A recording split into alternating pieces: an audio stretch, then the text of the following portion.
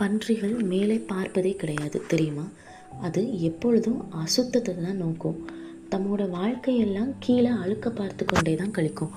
ஒரு நாள் சில மனிதர்கள் அவற்றை விரட்டி பிடித்து கால்களை கட்டி ஒரு கம்பை குறுக்க சொருகி தலைகீழாக தூக்கி செல்வாங்க. அப்போது தான் அவை மேலே பார்க்கும்.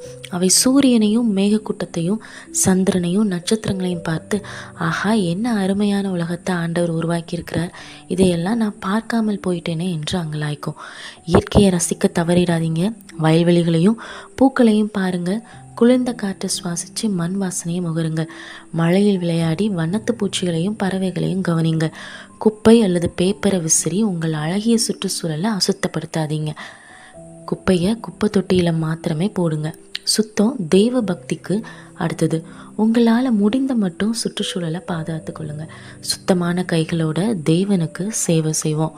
தேவனை சேவிக்க முன்வரும் முன்பாக நமது வாழ்க்கையில் உள்ள பாவங்களையும் அழுக்கையும் அகற்றி போடுவதும் முக்கியமானது.